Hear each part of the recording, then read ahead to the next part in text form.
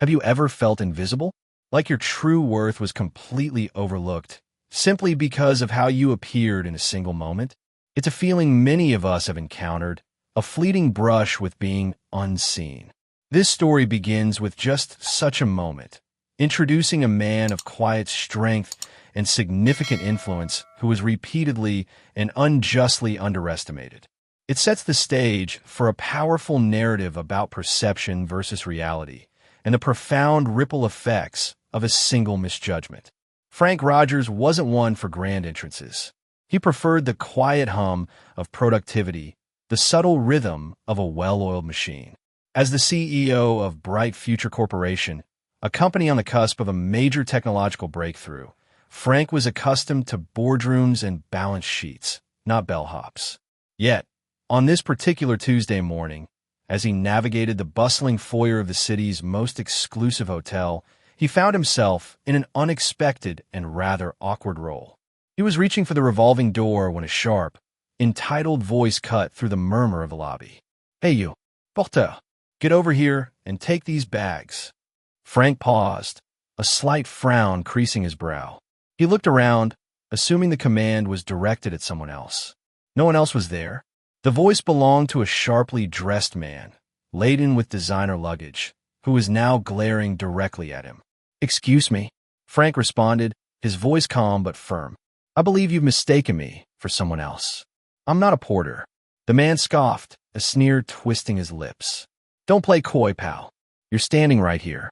Just your job. Here, this ought to motivate you." He thrust a crumpled bill into Frank's hand, then gestured impatiently at his bags. "Now pick them up, unless you want a poor review."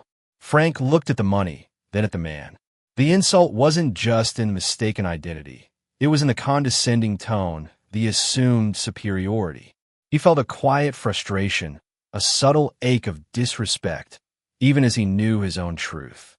It was a fleeting moment of being unseen, yet it resonated deeply. He simply dropped the money on the floor, a silent protest, and walked away, leaving the man sputtering in disbelief. What happens when such a moment of misjudgment isn't just a fleeting encounter, but the spark that ignites a chain of events far larger than anyone could anticipate? The hotel lobby, a bustling hub of ambition and opportunity, often reveals the true character of those within it. For Frank Rogers, it became an unexpected stage for a profound lesson in humility, for others, not for himself. Later that day, the grand ballroom was buzzing with anticipation. A major industry conference was underway, and Bright Future Corporation was slated to deliver a pivotal presentation. Frank was reviewing his notes when a woman, mid-30s, impeccably dressed, approached him. Her name was Amanda, and she was the assistant to a rival CEO, Mr. Reginald Davies of Sterling Solutions, a man notorious for his inflated ego and cutthroat tactics. "Excuse me," Amanda began, a hesitant smile on her face. "Are you the waiter? My boss is expecting a drink." Frank's lips twitched. "Not again. I assure you, I'm not a waiter," he stated, a hint of weariness in his tone. Just then, Mr. Davies strode over, a triumphant smirk on his face. He barely glanced at Frank before turning to Amanda. Amanda, there you are. Did you get my whiskey? I told you. I need it before my presentation." His eyes then landed on Frank, and a flicker of recognition, quickly dismissed, crossed his features. "And who is this?" he asked, not waiting for an answer. "Looks like we have a new face around here. Say you, beme a whiskey, pronto. And make it snappy, I've got important people to impress." Amanda shifted uncomfortably, but Davies pressed on, a booming laugh echoing through the lobby. "Look at this. The CEO of Bright Future, working as a waiter. This is rich." He leaned in, conspiratorially, to Amanda. "I love seeing the competition sweating literally." Frank met Davies's gaze, unblinking. "My name is Frank Rogers," he said, his voice quiet but carrying an undeniable weight. "And as for the competition, I prefer to compete on innovation, not on personal attacks." Just then, a hotel staff member approached, carrying a stack of documents. "Mr. Rogers, Your legal team needs your signature on these revised patent applications immediately. Davies's face drained of color. The triumphant smirk vanished, replaced by a look of utter horror. Amanda's eyes widened in realization. Frank Rogers. The Frank Rogers. The CEO Davies had been trying to undermine for months. After Frank excused himself, Davies erupted. Amanda, how could you let this happen? He humiliated me. In front of those people. He paced furiously. I told you to make sure everything was perfect. This is an outrage. Amanda tried to apologize, explaining, Sir, I truly didn't know. He wasn't dressed like a typical CEO, and you know how busy it is. But Davies wasn't listening. His wounded pride morphed into a sinister plot. Forget apologizing. He humiliated me. Now listen carefully. At the presentation, I want you to distract him. Get him talking about anything, and I'll take care of it. We'll play the race card, accuse him of nonsense about slavery, make him look unstable. I'll make sure bright future falls. He thinks he's so smart? We'll see about that. Later, Amanda, her conscience gnawing at her, found Frank in a quiet corner. Mr. Rogers, I am so incredibly sorry for my boss's behavior. He never meant to offend you. Really. He just gets a little carried away. Frank smiled gently. No big deal, Amanda. Truly, I believe in fair competition. It's not my style to drag another man's reputation through the mud, regardless of his tactics. Every company has its strengths and weaknesses, and success should be earned on merit, not malice. And Amanda, he added, his gaze kind, you definitely need a new mentor. Picture Amanda, caught between her boss's volatile ego and a dawning realization of her mistake. Feel the palpable tension in the air as Davies's fury escalates, revealing a deep-seated insecurity. And then, the quiet dignity of Frank, who, despite the insult, chooses wisdom and integrity over immediate retaliation. It's a moment that asks us, how do we respond when our character is tested by others' flaws? Consider how quickly assumptions can spiral into unfair judgments. But the boss's wounded pride wasn't content with just a verbal attack. It festered, leading him down a path of calculated deception that would expose the true depths of his prejudice. In the pursuit of personal gain, some are willing to sacrifice truth, reputation, and even basic human decency. This is where the story takes a darker turn, revealing the insidious nature of unchecked prejudice. The air in the conference hall grew thick with a sense of impending drama, though few understood its true source. Amanda, deeply unsettled by Davies's plan, approached him again. Sir, I spoke to Mr. Rogers.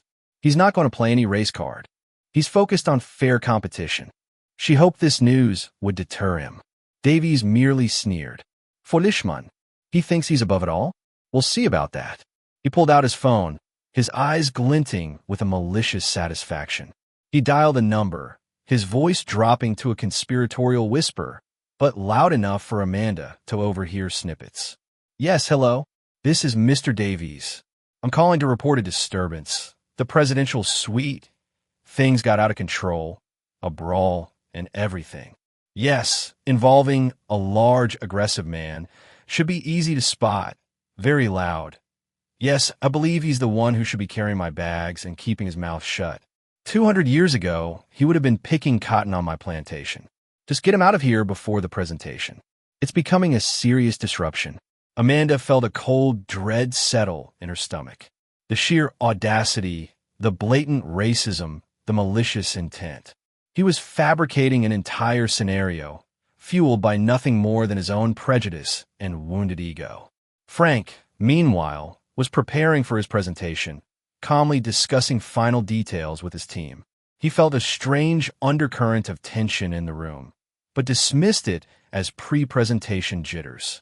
Suddenly, the doors of the ballroom burst open, and 2 police officers entered, their gazes sweeping the room. Mr. Davies, feigning surprise, pointed dramatically at Frank. There, that's him, the one causing all the trouble. He assaulted me earlier, tried to extort money. The officers approached Frank, who looked genuinely bewildered. Excuse me, officers, but I believe there's been a mistake." Davies stepped forward, his voice dripping with false concern. "Oh, it's just a false alarm, officers. No need for all this. He's probably just had too much to drink. Bit of a loudmouth, you see. Just handle him quietly." But the officers weren't looking at Davies. They had already received another call, a quiet tip from a concerned hotel employee who had overheard Davies' racist tirade. They looked at Frank, then at Davies. "Sir, we're here regarding a false report, and a concerning recording has just been shared with us. Mr. Davies, we need you to come with us." Davies' jaw dropped. "What? This is preposterous. I'm the CEO of Sterling Solutions. You can't do this." "Sir, you're under arrest for filing a false police report and making threats," one officer stated calmly, producing handcuffs. "You have the right to remain silent." Davies was led away, protesting vehemently, his face a mask of disbelief and rage. The room was silent, a collective gasp hanging in the air. Little did Davies know his venomous words, spoken in what he thought was privacy, were not only a testament to his character, but also the very evidence that would lead to his undoing. The universe, it seems, has a way of balancing the scales, often in the most unexpected and public ways. Let's pause and consider the real-world impact of baseless accusations and prejudiced words. Yet, as history often shows, the truth has a way of surfacing, and those who sow seeds of discord often reap a bitter harvest, especially when their actions are brought into the unforgiving light of public scrutiny. The stage was set not just for a business presentation, but for a dramatic unmasking, a moment where the true nature of character would be laid bare for all to see. The silence in the ballroom was almost deafening after Davies' dramatic exit. Everyone was looking at Frank Rogers, murmuring, trying to piece together what had just happened. Frank, composed as ever, stepped forward. "Ladies and gentlemen," he began, his voice clear and resonant. "I apologize for the unexpected interruption, but as you can see, sometimes the truth has a way of presenting itself in the most unexpected ways." He paused, scanning the faces in the room. Despite the unfortunate events that just transpired, Bright Future Corporation is here today to talk about innovation, about progress, and about creating a future where technology truly serves humanity. He then proceeded with his presentation, outlining groundbreaking advancements in renewable energy and sustainable urban development. His passion was evident, his vision compelling. He didn't mention Davies again, but his calm professionalism spoke volumes. He thanked Randy, his head of sales, for his exceptional work in securing new clients and attracting substantial funds even in challenging times. Just as Frank concluded, a new figure stepped onto the stage. It was Amanda Stevens, now looking resolute and determined. She held a microphone, her gaze sweeping over the audience, then landing briefly on Frank, a subtle nod of respect passing between them. "Good afternoon, everyone," Amanda began, her voice steady. "My name is Amanda Stevens, and I represent Stable Technology Corporation. I was previously the assistant to Mr. Reginald Davies." A collective murmur went through the crowd, and it is with a heavy heart but a clear conscience that I must share something with you all today. Something that reveals the true character of the man who just left this stage. She paused, taking a deep breath. For too long, individuals like Mr. Davies have used their positions of power to spread cruelty and bigotry, to destroy lives with their prejudice. Today, that stops. She held up a small device. "I believe in justice, and I believe in integrity. What you are about to see is a clear example of the racist and outdated views that Mr. Davies holds, views that have no place in our industry or in our society." With a click, a video began to play on the massive screens behind her. It was a recording, clear as day, of Mr. Davies' earlier phone call to the police, his voice dripping with venom, his abhorrent racist remarks echoing through the ballroom. Gasps rippled through the audience. Faces twisted in disgust. The man who had just presented himself as a victim was now exposed as a blatant bigot. The video ended. The silence returned, thicker than before, pregnant with the weight of revelation. Amanda concluded, her voice firm. This is the true face of the man who sought to undermine Mr. Frank Rogers. This is the truth about Sterling Solutions under his leadership. The impact was immediate and devastating. News of Davies' arrest and the shocking recording spread like wildfire. Sterling Solutions stock plummeted. Investors pulled out. Days later, Davies was seen on the news, disheveled, begging for money from a seemingly sympathetic bystander. His credit card declined, his empire crumbled. The collective gasp of the audience as the boss's true colors were revealed, a wave of shock and disgust washing over the room. Feel the profound satisfaction as justice, though delayed, finally arrives. And then, the quiet triumph of Frank, whose calm demeanor throughout the ordeal now resonates with newfound respect and admiration. It's a powerful testament to the idea that integrity, even when tested, ultimately prevails, leaving a legacy far more enduring than fleeting power. What does this reveal about the lasting power of integrity versus fleeting arrogance? As the dust settled on this dramatic confrontation, the lessons learned extended far beyond the boardroom, offering profound insights into the nature of true success and the quiet strength found in unwavering character. It's a curious paradox. The very attempt to destroy another's reputation often becomes the catalyst for one's own destruction. This isn't just a story. It's a reflection of a fundamental truth about human nature and the karmic echoes of our actions. The story of Frank Rogers isn't just about a man mistaken for a doorman. It's a profound narrative about the power of perception, the quiet strength of integrity, and the inevitable consequences of judgment.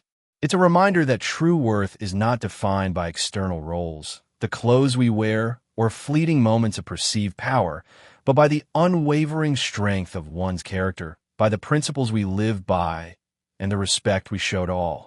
In the days that followed the conference, bright future corporations soared. Investors flocked to Frank, drawn not just by his innovative technology, but by his quiet dignity and unwavering composure in the face of blatant malice.